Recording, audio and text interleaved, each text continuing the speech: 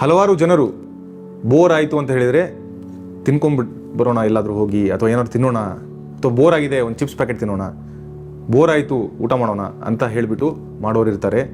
So ಅವರಿಗೆಲ್ಲ ಇವತ್ತು ಆ ರೀತಿ ಮಾಡಿದರೆ ಏನು ತೊಂದರೆ ಆಗುತ್ತೆ ಮತ್ತು ಆ ರೀತಿ ಮಾಡ್ದೇ ಬೇರೆ ಏನು ಮಾಡ್ಬೋದು ನಾವು ಒಳ್ಳೆಯದು ಹೆಲ್ದಿ ಇರುವಂಥದ್ದು ಅಂತ ನಾನು ನಿಮ್ಗೆ ತಿಳಿಸ್ಕೊಡ್ತೇನೆ. ಸೊ ತುಂಬ ಜನರಿಗೆ ಈಟಿಂಗ್ ಡಿಸಾರ್ಡರ್ ಅಂತ ಹೇಳ್ತೀವಿ ನಾವು. ಈಟಿಂಗ್ ಡಿಸಾರ್ಡರ್ ಅಂದರೆ ಸ್ವಲ್ಪ ಅವರಿಗೆ ಮೂಡ್ ಅಪ್ಸೆಟ್ ಆಯಿತು, ಸ್ಟ್ರೆಸ್ ಅನ್ನಿಸ್ತು, ಅಥವಾ ಅವರಿಗೆ ಸ್ವಲ್ಪ ಲೋ ಅನ್ನಿಸ್ತು ಅಂತ ಹೇಳಿದರೆ ಹೋಗ್ಬಿಟ್ಟು ಸರಿಯಾಗಿ ತಿಂತಾರೆ. ಈ ರೀತಿ ತಿಂತ ಏನಾಗುತ್ತೆ ಅಂತ ಹೇಳಿದರೆ ಅವರಿಗೆ ಆ ಸ್ಟ್ರೆಸ್ ಮೇಲೆ ಅಥವಾ ಆ ಮೂಡ್ ಮೇಲೆ ಅವರಿಗೆ ಕರೆಕ್ಷನ್ ಮಾಡಲಿಕ್ಕಾಗಲ್ಲ, ಅಥವಾ ಅದರ ಮೇಲೆ ಅವ್ರಿಗೆ ಕಂಟ್ರೋಲ್ ಇರಲ್ಲ. ಅದು ಯಾವಾಗಲೂ ಪ್ರತಿನಿತ್ಯವೂ ಆ ರೀತಿ ಅವರಿಗೆ ಲೋ ಫೀಲಿಂಗ್ ಆಗ್ತಾ ಇರುತ್ತೆ, ಅಥವಾ ಬೇಜಾರಾಗ್ತಾ ಇರುತ್ತೆ, ಅಥವಾ ಮನಸ್ಸಿಗೆ ಏನು ನೋವು ಅನ್ನಿಸ್ತಾ ಇರುತ್ತೆ. ಆ ಟೈಮಿಗೆ ಯಾವಾಗಲೂ ಹೋಗ್ಬಿಟ್ಟು ಬೋರ್ ಆದಾಗ ತಿಂತಾ ಇರ್ತಾರೆ. ಇದರಿಂದ ಅವರಿಗೆ ಬೊಜ್ಜಾಗ್ಬಿಡುತ್ತೆ, ವೆಯ್ಟಿಗೆ ಏನಾಗುತ್ತೆ, ಓವರ್ ವೆಯ್ಟ್ ಆಗುತ್ತೆ.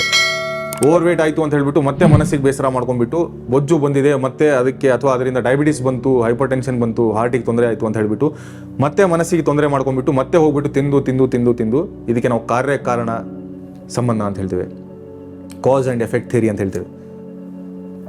ಬೋರ್ ಆಯಿತು ಅಂತ ಹೇಳ್ಬಿಟ್ಟು ತಿನ್ನೋದು, ಅಥವಾ ಮನಸ್ಸಿಗೆ ನೋವಾಯಿತು ಅಂತ ಹೇಳ್ಬಿಟ್ಟು ತಿನ್ಕೊಂಡು ಕೂತ್ಕೊಳ್ಳೋದು, ತಿಂದು ಓವರ್ ವೆಯ್ಟ್ ಆಯಿತು ಅಂತ ತಿರ್ಗಾ ಮತ್ತೆ ಮನಸ್ಸಿಗೆ ನೋವಾಯಿತು ಅಂತ ಮತ್ತೆ ತಿನ್ನೋದು. ನೋಡಿ ಹೆಂಗಿದೆ ಸೈಕಲ್. ಸೊ ಈ ರೀತಿ ಅವರೇನಾದರೂ ಸಿಕ್ಕಾಕೊಂಡ್ಬಿಟ್ರೆ, ಆ ಸೈಕಲಿಂದ ಆಚೆ ಬರಲಿಲ್ಲ ಅಂತ ಹೇಳಿದರೆ ಅವರಿಗೆ ರೋಗಗಳ ಸಮೂಹ ಕಟ್ಟಿಟ್ಟ ಬುದ್ಧಿ. ಸೊ ಅದಕ್ಕೆ ಈ ರೀತಿಯ ಒಂದು ಈಟಿಂಗ್ ಇನ್ಡಿಸಿಪ್ಲಿನ್ ಏನಿರುತ್ತೆ, ಇದನ್ನು ಅವ್ರೇನಾದರೂ ಬಿಡಲಿಲ್ಲ ಅಂತ ಹೇಳಿದರೆ ಅದು ಒಳ್ಳೆಯದಲ್ಲ. ಸೊ ಬೋರ್ ಆದಾಗ ಹೋಗ್ಬಿಟ್ಟು ಚಾಟ್ಸ್ ತಿಂದು ಬರ್ತಾರೆ, ಬೋರ್ ಆದಾಗ ಹೋಗ್ಬಿಟ್ಟು ಚೈನೀಸ್ ಫುಡ್ ಇದೆ ಇಲ್ಲಿ ಹತ್ತಿರ ಎಲ್ಲ ಹೋಗಿ ತಿನ್ಬೋದು, ಅಥವಾ ಚಿಪ್ಸ್ ಪ್ಯಾಕೆಟ್ಗಳನ್ನ ತೊಗೊಂಡ್ಬಂದ್ಬಿಟ್ಟು ತಿನ್ನೋದು, ಚಾಕ್ಲೇಟ್ಸ್ಗಳನ್ನ ತಿಂತಾರೆ. ಸರ್ ಇಲ್ಲ ಸರ್, ನಾನು ರೀಸೆಂಟಾಗಿ ಒಬ್ಬರು ಪೇಷಂಟ್ ಹತ್ರ ಮಾತಾಡ್ತಾ ಇದ್ದೆ. ಸರ್ ನನಗೆ ಬೋರ್ ಆದಾಗ ಅಥವಾ ನನಗೆ ಮನಸ್ಸಿಗೆ ನೋವಾದಾಗೆಲ್ಲ ನಾನು ಒಂದು 2 ರಿಂದ 3 ಪ್ಯಾಕ್ ಚಾಕ್ಲೇಟನ್ನು ತಿಂದ್ಬಿಡ್ತೇನೆ ಸರ್, ಮನಸ್ಸಿಗೆ ಏನೋ ಸಮಾಧಾನ ಅನಿಸುತ್ತೆ ಸರ್ ಅಂತ ಹೇಳಿದರು. ಹೌದು, ಬಟ್ ಅದಾದಮೇಲೆ ಅವರ ಶುಗರ್ ಲೆವೆಲ್ ಎಷ್ಟಾಗಿರುತ್ತೆ ಅಂತ ನಾವು ನೋಡಬೇಕಲ್ವಾ. ಸೊ ಈ ರೀತಿ ಬೋರ್ ಆಗ್ತಿರುವಾಗ ಮೊದಲನೇದಾಗಿ ತಿನ್ನೋದನ್ನು ಬಿಡಬೇಕು. ನಿಮ್ಮ ಟೈಮಿಗೆ ನಿಮಗೆ ಹಸಿವಾದಾಗ, ನಾನು ಹಿಂದಿನ ಸಂಚಿಕೆಗಳಲ್ಲಿ ಹೇಳಿದ್ದೇನೆ, ನೀವು ನೋಡಿರಲಿಲ್ಲ ಅಂದರೆ ಆಯುಷ್ ಟಿವಿಯಲ್ಲಿ ಅದು ಅವೈಲೇಬಲ್ ಇರುತ್ತೆ, ಖಂಡಿತವಾಗ್ಲೂ ಅದನ್ನ ನೋಡಿ ನೀವು. ಈ ಆಯುರ್ವೇದ ದಿನಚರಿ ಸೆಗ್ಮೆಂಟಲ್ಲಿ ನಾವು ಋತು ಬುಕ್ ಅಂತ ಹೇಳ್ತಿದ್ದೆ ನಿಮಗೆ. ಟೈಮಿಗೆ ಕರೆಕ್ಟಾಗಿ ತಿಂದ್ಬಿಟ್ಟು ಮಿಡ್ಲಲ್ಲಿ ನಾವು ಈ ರೀತಿ ಎಲ್ಲ ತಿನ್ಲಿಕ್ಕೆ ಹೋಗಬಾರ್ದು. ಒಂದ್ಸರಿ ತಿಂದ್ವಿ ಅಂತ ಹೇಳಿದರೆ, ಒಂದ್ಸರಿ ನಮ್ಮ ಮಧ್ಯಾಹ್ನ ಊಟ ಆಯಿತು ಅಂತ ಹೇಳಿದರೆ ಅದು ಜೀರ್ಣ ಆಗುವವರೆಗೂ ನಾವು ಬೇರೆ ಸಾಲಿಡ್ ಫುಡ್ಸ್ಗಳನ್ನು ನಮ್ಮ ದೇಹದಲ್ಲಿ ಸೇರಿಸಬಾರ್ದು, ಅದು ಒಳ್ಳೆಯದಲ್ಲ ಆರೋಗ್ಯಕ್ಕೆ. ಸೊ ಅಂಥವ್ರು ಏನು ಮಾಡ್ಬೋದು? ಹೌದು ಸರ್, ನನಗೆ ಬೋರ್ ಆಯಿತು ಸರ್, ಅಥವಾ ಮನಸ್ಸಿಗೆ ಬೇಜಾರಾಯಿತು, ನಾನು ತಿಂತಾನೇ ಇದ್ದೇನೆ, ಏನು ಮಾಡೋಣ ಅಂತ ಹೇಳಿದರೆ, ನೀವು ಪ್ರತಿನಿತ್ಯ ವ್ಯಾಯಾಮ ಮಾಡೋದನ್ನು ಅಭ್ಯಾಸ ಮಾಡ್ಕೊಳ್ಳಿ. ಸೊ ಯಾವಾಗ ನಿಮಗೆ ಊಟ ಜೀರ್ಣ ಆಗಿದೆ, ಊಟ ಮಾಡಿದ್ದೀರಾ, ಅವಾಗ ಹೋಗಿ ವ್ಯಾಯಾಮ ಮಾಡ್ಲಿಕ್ಕೆ ಹೋಗ್ಬಿಡಿ. ಡಾಕ್ಟರ್ ಶರತ್ ಕುಲಕರ್ಣಿ ಹೇಳಿದ್ದಾರೆ ವ್ಯಾಯಾಮ ಮಾಡಬೇಕು ಅಂತ ಹೇಳಿಬಿಟ್ಟು ಪ್ರತಿನಿತ್ಯ 24 ಗಂಟೆ ಜಿಮ್ಮಲ್ಲಿ ಇರೋದು, ಅಲ್ಲೇ ತಿನ್ಕೊಂಡ್ಬಿಟ್ಟು ಅಲ್ಲೇ ವ್ಯಾಯಾಮ ಮಾಡಿದರೆ ಅದು ಒಳ್ಳೆಯದಲ್ಲ. ಊಟ ಆದಮೇಲೆ ವ್ಯಾಯಾಮ ಮಾಡೋದು ಒಳ್ಳೆಯದಲ್ಲ. ಸೊ ಊಟ ಮಾಡಿ ಜೀರ್ಣ ಆಗಿರುತ್ತೆ, ಆವಾಗ ನೀವು ವ್ಯಾಯಾಮ ಮಾಡ್ಬೋದು. ಇದು ಒಂದು. ಎರಡನೇದೇನಪ್ಪ ಅಂತ ಹೇಳಿದರೆ, ಪ್ರತಿನಿತ್ಯ ಬೆಳಿಗ್ಗೆನೇ ನೀವು ವ್ಯಾಯಾಮ ಮಾಡಬೇಕು.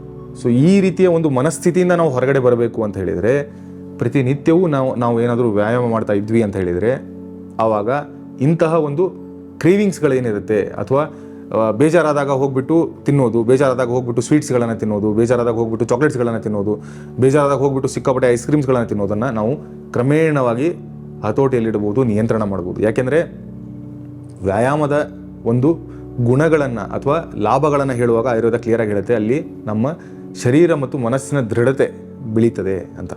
ಯಾಕೆಂದರೆ ವ್ಯಾಯಾಮ ನಾವು ಜಸ್ಟ್ ಶರೀರಕ್ಕೆ ಮಾತ್ರ ಮಾಡ್ತಾ ಇರಲ್ಲ, ಅಲ್ಲಿ ನಾವು ಬ್ರೀದಿಂಗ್ ಎಕ್ಸಸೈಸ್ಗಳನ್ನು ಮಾಡ್ತೇವೆ, ಪ್ರಾಣಾಯಾಮ ಮಾಡ್ತೇವೆ, ಯೋಗ ಮಾಡ್ತೇವೆ, ಆವಾಗ ಮನಸ್ಸು ಕೂಡ ಗಟ್ಟಿಯಾಗುತ್ತೆ.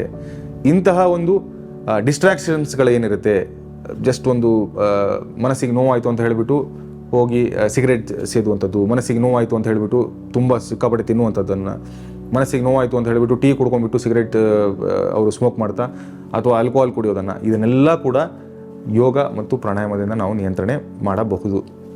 ಸೊ ಇನ್ಮೇಲಿಂದ ಯಾವಾಗಾದರೂ ನಿಮಗೆ ಬೈ ಚಾನ್ಸ್ ಬೇಜಾರಾಗಿದೆ, ಮನಸ್ಸಿಗೆ ನೋವಾಗಿದೆ, ಮನಸ್ಸಿಗೆ ಏನಾದರೂ ತೊಂದರೆ ಅನಿಸಿದೆ ಅಂತ ಹೇಳಿದಾಗ, ಒಂದು ನಿಮ್ಮ ಮುಂಚೆ ತಿಂದಿರುವಂಥ ಆಹಾರ ಜೀರ್ಣ ಆಗಿದೆ ಅಂತ ಹೇಳಿದರೆ ಹೋಗ್ಬಿಟ್ಟು ವ್ಯಾಯಾಮ ಮಾಡಿ. ಏನೂ ಆಗಿಲ್ಲ ಅಂದರೆ ನೇಚರ್ನಲ್ಲಿ ಹೋಗ್ಬಿಟ್ಟು ವಾಕಿಂಗ್ ಮಾಡಿ. ಪಾರ್ಕ್ಗಳಿರುತ್ತೆ ಅಥವಾ ನೇಚರ್ ಇರುತ್ತೆ, ಗ್ರೌಂಡ್ ಇರುತ್ತೆ, ಅಲ್ಲಿ ಹೋಗ್ಬಿಟ್ಟು ವಾಕಿಂಗ್ ಮಾಡಿ. ಇಲ್ಲ ನಿಮಗೆ ಜಿಮ್ಮಲ್ಲಿ ಎನ್ರೋಲ್ಡ್ ಇದ್ದೀರಾ, ಯೋಗ ಕ್ಲಾಸ್ ಇದೆ, ಯೋಗ ಟೀಚರ್ ಇದ್ದಾರೆ ಅಂದರೆ ಅವ್ರ ಜೊತೆ ಮಾತಾಡಿಬಿಟ್ಟು ಯೋಗವನ್ನು ಪ್ರಾಣಾಯಾಮವನ್ನು ಮಾಡಿ. ಜೀರ್ಣ ಆಗಿರಲಿಲ್ಲ ಅಂತ ಹೇಳಿದರೆ ನೀವು ಅದರ ನೆಕ್ಸ್ಟ್ ಯಾವಾಗ ಜೀರ್ಣ ಆಗುತ್ತೆ ಅಥವಾ ಅದರ ನೆಕ್ಸ್ಟ್ ಬೆಳಿಗ್ಗೆ ಮುಂಜಾನೆ ಏನಿರುತ್ತೆ ಆ ಟೈಮಲ್ಲಿ ನೀವು ಹೋಗ್ಬಿಟ್ಟು ವ್ಯಾಯಾಮ ಮಾಡುವುದು ಒಳ್ಳೆಯದು ಅಂತ ಹೇಳ್ತಾ ಇವತ್ತಿನ ಈ ಸಂಚಿಕೆ ನಾನು ಮುಗಿಸ್ತಾ ಇದ್ದೇನೆ. ಮುಂದಿನ ಸಂಚಿಕೆಯಲ್ಲಿ ಮತ್ತೊಂದಿಷ್ಟು ಆರೋಗ್ಯಕ್ಕೆ ಸಂಬಂಧಪಟ್ಟಂಥ ಸಲಹೆಗಳನ್ನು ತೊಗೊಂಡ್ಬಂದ್ಬಿಟ್ಟು ನಿಮ್ಮ ಮುಂದೆ ಬರ್ತೇನೆ. ಅಲ್ಲಿವರೆಗೂ ಎಲ್ಲರೂ ನಗ್ತಾ ಇರಿ ಮತ್ತು ಸ್ವಸ್ಥರಾಗಿರಿ. ನಮಸ್ಕಾರ.